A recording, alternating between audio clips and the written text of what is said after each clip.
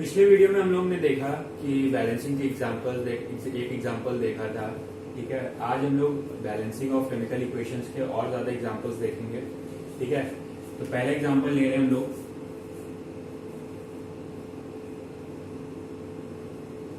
Burning of methane. ठीक है, burning of methane. Methane क्या है? गैसियस है, कंपाउंड है। ठीक है, जो कि ऑक्सीजन के प्रेजेंस में आपकी बर्न करती है। ठीक है, मीथेन के अगर वर्ड इक्वेशन लिखा जाएगा इस रिएक्शन के लिए, बर्निंग ऑफ मीथेन के लिए, तो क्या होगा? Methane plus oxygen. कोई भी बर्निंग होगी, ऑक्सीडेशन प्रोसेस है, आपका ऑक्सीजन के प्रेजेंस में बर्न होगा। ये बनाता है आपका कार्बन डाइऑक्साइड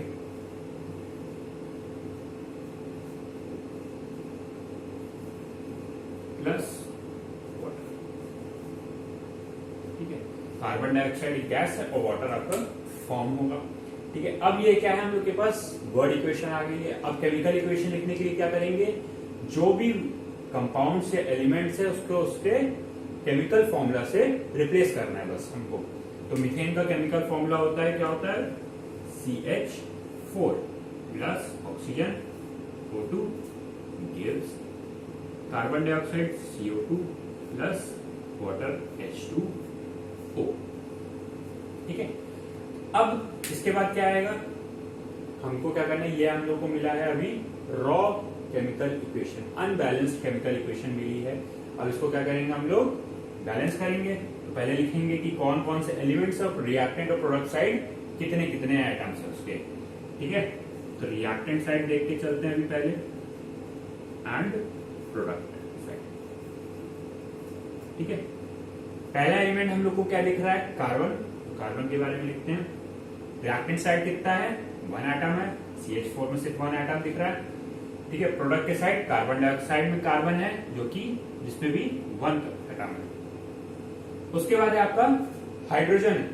ठीक है, हाइड्रोजन रिएक्टेंट के साइड 4 एटम्स, एंड प्रोडक्ट के साइड आपका H2O, वाटर मॉलिक्यूल में 2 एटम ऑफ हाइड्रोजन होता है, तो ये 2 एटम्स। ओके, फिर उसके बाद आते हैं हम लोग अगले एलिमेंट में, that is oxygen. Oxygen reactant side O2 मतलब 2 atoms, product side CO2 and H2O, दोनों में ऑक्सीजन है। CO2 में 2 एटम है, H2O में 1 एटम है, तो हम लोग इसको लिखेंगे 2 प्लस 1। ओके, 3 एटम्स हो गए टोटल। अब बैलेंसिंग के लिए सबसे पहले देखेंगे कार्बन क्या दिख रहा है? बैलेंस दिख रहा है। Okay, hydrogen 4 atoms on reactant side, 2 atoms on product side, that means it is unbalanced. And same case with oxygen, 2 atoms on reactant side and 3 atoms on product side, that means it is also unbalanced. ठीक है, अब इसके बाद हमको क्या करना है? Balancing करना है। तो बैलेंसिंग के लिए सबसे पहले क्या दिख रहा है? अगर हम लोग CH4 देखिए, यहाँ पे जो ये ऑक्सीजन दिख रहा है हमको, सिर्फ एक ऑक्सीजन ही है पूरे रिएक्शन में जो कि फ्री स्टेट में, मतलब फ्री स्टेट मतलब किसी के साथ कंबाइंड फॉर्म में नहीं है। तो ऑक्सीजन को क्या करेंगे हम लोग? सबसे लास्ट में बैलेंस करेंगे, क्योंकि जो फ्री स्टेट होता है उसकी बैलेंसिंग सबसे ज्यादा आसान होती है, तो उसको लास्ट में सबसे ज्यादा बैलेंस किया जाता है। ठीक है, मेजॉरिटी ऑफ द केसेस में। जैसे जैसे और एग्जांपल देखेंगे, हम हर एग्जांपल को एनालाइज करेंगे। ठीक है, अब हाइड्रोजन, कार्बन ऑलरेडी बैलेंस है, तो हाइड्रोजन को बैलेंस करते हैं। हाइड्रोजन रिएक्टेंट के साइड 4 है, प्रोडक्ट के साइड 2 है। अगर हम इसमें 2 से मल्टीप्लाई कर दें H2O में, तो क्या होगा? प्रोडक्ट के साइड भी आपका हाइड्रोजन 4 हो जाएगा, है ना? 2 into 2, तो ये 2।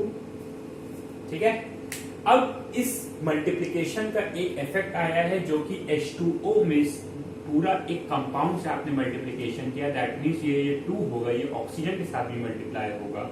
ठीक है, तो यहाँ पे 1 एटम ऑफ ऑक्सीजन के साथ एक और जुड़ इंटू 2 हो जाए। तो अब प्रोडक्ट के साइड क्या हो गए हैं? आपका ऑक्सीजन एटम्स 4 हो गए हैं, और रिएक्टेंट के साइड सिर्फ 2 हैं। तो इस रिएक्टेंट के साइड में हम इसको 4 कर सकते हैं। कैसे करेंगे? इसको इंटू 2 कर दें तो इस साइड भी 4 हो जाएगा। इसको मतलब ऑक्सीजन को हम 2 से मल्टीप्लाई कर देते हैं। ये आपकी क्या हो गई? Balanced chemical equation. ठीक है, सिंपल से एग्जांपल था, कुछ नहीं था। कार्बन ऑलरेडी बैलेंस दिख रहा था। ऑक्सीजन और हाइड्रोजन में ऑक्सीजन क्योंकि फ्री स्टेट में था इसलिए उसको बाद में बैलेंस करेंगे, और हाइड्रोजन के लिए एकदम सिंपल 2 से मल्टीप्लीकेशन से ही बैलेंस हो जाता है। बस एक चीज इसमें ध्यान देने की जरूरत होती है, जब भी आप मल्टीप्लाई करते हैं किसी भी नंबर को किसी भी कंपाउंड से, तो ये चीज हमेशा ध्यान रखिएगा कि जब भी आप एक एटम को सिर्फ कर रहे थे हम लोग बैलेंस H2, बस इसका इफेक्ट किस पे आया, ऑक्सीजन पे भी आया। ठीक है, तो ये चीज ध्यान देने की जरूरत होती है कि जब इसको मल्टीप्लाई करेंगे 2 को तो वो पूरे से मल्टीप्लाई होता है। ठीक है, इफेक्ट क्या आएगा, सब पे आएगा। तो अब सेकेंड एग्जांपल में चलते हैं। सेकेंड एग्जांपल में हम लोग देखेंगे copper sulphate will react with sodium hydroxide. Copper sulphate का हम लोग क्या लेंगे, एक्वस सॉल्यूशन लेंगे। अभी कॉपर सल्फेट का एक्वस सॉल्यूशन होता क्या, पहले ये समझिए। कॉपर सल्फेट क्या है, एक सॉल्ट है। ठीक है, फॉर्मूला इसका क्या होता है, CuSO4। ओके, कॉपर सल्फेट एक सॉल्ट है। अब इसका क्या करते हैं हम लोग, पानी में डिसॉल्व करते हैं, घोलते हैं। ठीक है, जब डिसॉल्व करते हैं तो पानी में किसी भी चीज को जब हम लोग डिसॉल्व करते हैं तो जो सॉल्यूशन हमको मिलता है, ठीक है, जो लिक्विड सॉल्यूशन जो हमको मिलता है उसको कहते हैं एक्वस सॉल्यूशन। ठीक है, तो कॉपर सल्फेट को जब हम लोग वाटर में डिसॉल्व करेंगे तो कॉपर सल्फेट का क्या हो जाएगा, एक्वस सॉल्यूशन। ओके, अब ये जो कॉपर सल्फेट का एक्वस सॉल्यूशन होता है इसका कलर होता है ब्लू।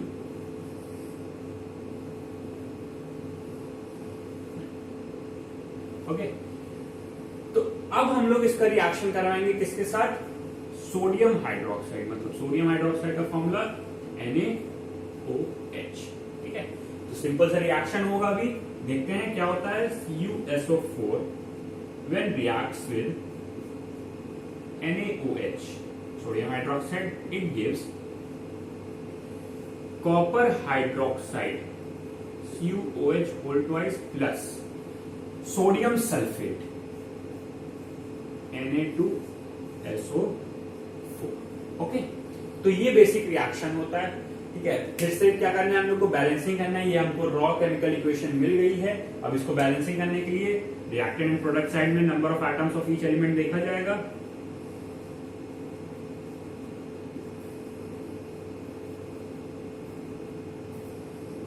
सबसे पहले क्या है, कॉपर। तो कॉपर क्या है, रिएक्टेंट के साइड 1 एटम है एंड प्रोडक्ट के साइड भी 1 एटम है। फिर उसके बाद सल्फर, रिएक्टेंट के साइड 1 एटम, प्रोडक्ट के साइड भी 1 एटम। फिर उसके बाद कौन सा एलिमेंट दिख रहा है, ऑक्सीजन। ऑक्सीजन रिएक्टेंट के side 4 and this also 1 atom, तो मतलब 4 + 1। ओके, और प्रोडक्ट के साइड OH का whole twice, that means oxygen is also twice and hydrogen is also twice, and here also 4 atoms, तो 2 + 4। Okay, then comes sodium Na, reactant side 1, product side 2. Then comes hydrogen, reactant side 1, product side again OH whole twice, that means 2 atoms. तो balancing में देखिए क्या क्या balance already दिख रहा है, copper sulphur already balance दिख रहा है। ठीक है, उसके बाद ऑक्सीजन आपका इधर 5 एटम्स है reactant side and product side 6 unbalance. Same case with sodium and hydrogen 1 and 2, that means unbalance. ठीक है, तो बैलेंसिंग करते हैं, सीधी सी बात है। अब इसमें देखिए एक कॉमन चीज दिख रही है कि क्या दिख रहा है, सल्फेट एक ग्रुप है। ठीक है, सल्फेट क्या है, ऑलरेडी एक ग्रुप है जो कि रिएक्टेंट के साइड 1 टाइम्स एग्जिस्ट कर रहा है, मतलब इसका पूरा एक रेडिकल है सिर्फ, और प्रोडक्ट के साइड भी सिर्फ एक रेडिकल है। डिफरेंस कहां आ रहा है, देखिए सही से देखिए तो OH हाइड्रोक्साइड का जो रेडिकल है वो रिएक्टेंट साइड 1 है एंड प्रोडक्ट साइड 2 है, and sodium that means this is all one side, reactant side only 1 atom and on product side it is 2 atoms of sodium, that means this whole compound is becoming twice the number on that side, है ना।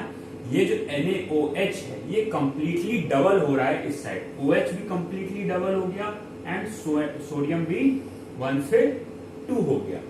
और यही चीज हमको यहाँ पे भी दिख रही है, सोडियम 1 है, हाइड्रोजन 1 है, इधर 1 है और इधर 2 है, तो इधर 2 करने के लिए हमको क्या करना पड़ेगा, 2 से मल्टीप्लाई करना पड़ेगा, 1 into 2 1 into 2 and same case with O, जब इधर 2 से मल्टीप्लाई करेंगे तो ऑक्सीजन का भी इधर 2 से मल्टीप्लाई होगा, तो 1 into 2। अब देखिए सब बैलेंस दिख रहा है, कॉपर ऑलरेडी बैलेंस था, सल्फर ऑलरेडी बैलेंस था, oxygen 4 + 2 6 and 2 + 4 that is also 6, sodium 1 into 2 2 that is also 2 and hydrogen 1 into 2 and this is also 2, that means it is a balanced chemical equation C। बहुत simple था, सिर्फ एक multiplication से आपका पूरी equation क्या हो गई, बैलेंस हो गई। बहुत सिंपल होता है, कोई इसमें टफ नहीं होता, ठीक है। और प्रैक्टिस अभी करते हैं। अब जो थर्ड एग्जांपल है, ठीक है, अब थर्ड एग्जांपल पे चलते हैं, तो इसमें हम लोग देखेंगे reaction of iron with steam, ठीक है, reaction of iron with steam. Steam क्या होता है, बेसिकली जब आप वाटर को बॉईल करते हो तो क्या मिलता है, water vapour, that is steam, that is hot water vapour is known as steam, boiling water के बाद जो मिलता है, ठीक है। तो अब यहां पे जब रिएक्शन होगा तो क्या मिलेगा, देखिए आयरन प्लस स्टीम, एक स्टेट में होगा, गैसीय स्टेट में होगा, this one reaction gives iron 2,3 oxide plus hydrogen, hydrogen also is a gas, तो ये भी गैस के फॉर्म में इवॉल्व हो, ठीक है। अब यहां पे पहली चीज आपको दिख रही होगी जो कि कंफ्यूज कर रही होगी, आयरन 2,3 ऑक्साइड, ये क्या है, ठीक है। आयरन के 2 फॉर्म होते हैं, ठीक है, आयरन के क्या है, 2 फॉर्म है। पहला क्या है, ferrous, ferrous that is Fe2+, ठीक है, and ferric that is Fe3+। Iron के जो इस कंपाउंड में जो आयरन 2,3 ऑक्साइड है, इसमें आयरन के दोनों फॉर्म एग्जिस्ट करते हैं, इसलिए इसको आयरन 2,3 ऑक्साइड बोला जाता है। अभी हमारे पास वर्ड इक्वेशन आ गई है, ठीक है, इसको क्या करेंगे हम लोग, केमिकल इक्वेशन में कन्वर्ट करेंगे। तो केमिकल इक्वेशन में कन्वर्ट करते हैं, क्या होगा, आयरन का Fe प्लस स्टीम क्या है, बेसिकली वाटर है ना, वही तो बस उसका स्टेट चेंज हो गया, it is in a gaseous state, H2O gas. क्या मिला हमको, iron 2,3 oxide that is Fe3O4 plus hydrogen gas that is H2, ठीक है। ये हम लोग के पास अभी रॉ अनबैलेंस्ड केमिकल इक्वेशन हम लोग को मिली है। बैलेंसिंग करते हैं, चलिए आगे बढ़ते हैं। रिएक्टेंट साइड आप लोग भी ट्राई करिए, प्रोडक्ट साइड, रिएक्टेंट साइड अगर Fe देखा जाए, सबसे पहले element Fe1 and here 3, hydrogen पे आते हैं, अगला एलिमेंट हाइड्रोजन दिख रहा है, reactant side 2, product side is also 2 atoms, then is oxygen, reactant side it is H2O में सिर्फ एक एटम है, oxygen 1 and product side it is 4, ठीक है। तो कोई हाइड्रोजन सिर्फ यहाँ पे हमको बैलेंस दिख रहा है, 2 atoms on 2 atoms reactant side पे, 2 एटम्स प्रोडक्ट साइड पे। अब बैलेंसिंग करनी है, अब देखिए फिर से वही बात आती है, कौन कौन से एलिमेंट्स है जो कि फ्री स्टेट में है, कौन कौन है, Fe और H2। रिएक्टेंट साइड पे Fe क्या है, फ्री स्टेट में, किसी के साथ कंबाइंड नहीं है, और यहाँ पे हाइड्रोजन फ्री स्टेट में है, किसी के साथ कंबाइंड, किसी और एलिमेंट के साथ कंबाइंड नहीं है। तो हाइड्रोजन तो ऑलरेडी बैलेंस है, तो Fe को हम लोग सबसे लास्ट में बैलेंसिंग करेंगे। बचा क्या, ऑक्सीजन। ऑक्सीजन को बैलेंस करने के लिए क्या करना पड़ेगा, देखिए O4, प्रोडक्ट में 4 एटम्स हैं, रिएक्टेंट में सिर्फ एक एटम है, तो क्या करें, सिंपली रिएक्टेंट साइड 4 से मल्टीप्लाई कर दें। तो 4 से मल्टीप्लाई करेंगे तो देखिए एक इफेक्ट आएगा किस पे, अब हाइड्रोजन पे इफेक्ट आएगा, क्यों आएगा, क्योंकि कंपाउंड है, दोनों से मल्टीप्लाई होगा, तो 4 आपका हाइड्रोजन से भी मल्टीप्लाई हो जाएगा, जिसकी वजह से हाइड्रोजन का नंबर रिएक्टेंट साइड पे कितना हो जाएगा, एटम्स कितने हो जाएंगे, 8। तो हमको प्रोडक्ट के साइड पे 8 करना पड़ेगा, तो 2 into 4 इधर भी करना पड़ेगा, तो यहाँ पे 8 हो गया। Oxygen balanced, hydrogen balanced. अब Fe पे आते हैं, प्रोडक्ट के साइड 3 एटम्स हैं, और रिएक्टेंट के साइड ऑल्सो अभी सिर्फ 1 है, तो 3 करने के लिए क्या करना पड़ेगा हमको, 3 से मल्टीप्लाई करना पड़ेगा। तो 3 से मल्टीप्लाई करेंगे तो आयरन भी आपका रिएक्टेंट के साइड 3 एटम्स हो जाएगा। तो ये क्या हो जाएगा आपका बैलेंस्ड केमिकल इक्वेशन। ठीक है, तो ये आपका एक और एग्जांपल लेते हैं, बहुत सिंपल एग्जांपल्स हैं। अब एक और फोर्थ एग्जांपल लेते हैं। ठीक है, फोर्थ एग्जांपल में हम लोग देखेंगे प्रोडक्शन ऑफ अमोनिया का। ठीक है, क्या देखेंगे, प्रोडक्शन ऑफ अमोनिया। अमोनिया का फॉर्मूला NH3। ठीक है, सिंपल कंपाउंड है, बहुत सिंपल से इसका प्रोडक्शन भी होता है। ठीक है, इसमें क्या करते हैं हम लोग, नाइट्रोजन गैस लेते हैं, इससे रिएक्ट करवा देंगे हाइड्रोजन गैस से, तो हमको क्या मिल जाता है, अमोनिया। ठीक है, इसकी कुछ कंडीशंस होती हैं, हाई प्रेशर हाई टेम्परेचर पे सिर्फ ये रिएक्शन होता है, तो सब कंडीशंस की अभी बात नहीं कर रहे हैं हम लोग। ठीक है, तो N2 plus H2 gives NH3, that is ammonia. All three are gases. ठीक है, नाइट्रोजन गैस, हाइड्रोजन गैस और अमोनिया भी गैसियस फॉर्म में ही हमको मिलती है। ठीक है, बैलेंसिंग करनी है, तो सबसे पहले क्या करते हैं, देखते हैं रिएक्टेंट साइड कौन कितना है और प्रोडक्ट साइड कौन कितना है।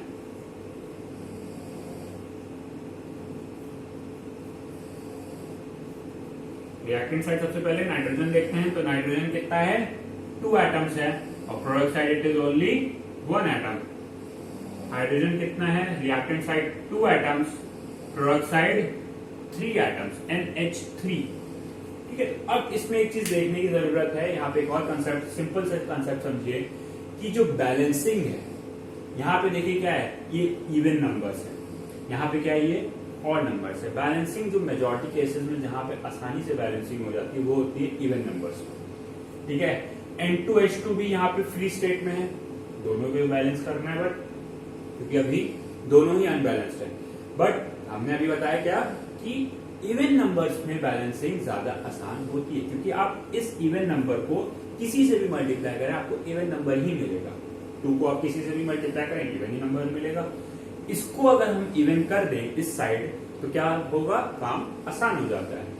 इवन करने के लिए सबसे पहले हम नाइट्रोजन को लेते हैं। ठीक है, नाइट्रोजन इधर 1 है, इधर 2 है, इजीली बैलेंस हो सकता है। इधर हम लोग अगर 2 से मल्टीप्लाई कर दें, अगर 2 से हम लोग इसको मल्टीप्लाई करेंगे तो देखिए हाइड्रोजन का इफेक्ट पड़ेगा, क्योंकि यहाँ पे कंबाइंड स्टेट में है दोनों, तो हाइड्रोजन में भी 2 से मल्टीप्लाई करना पड़ेगा।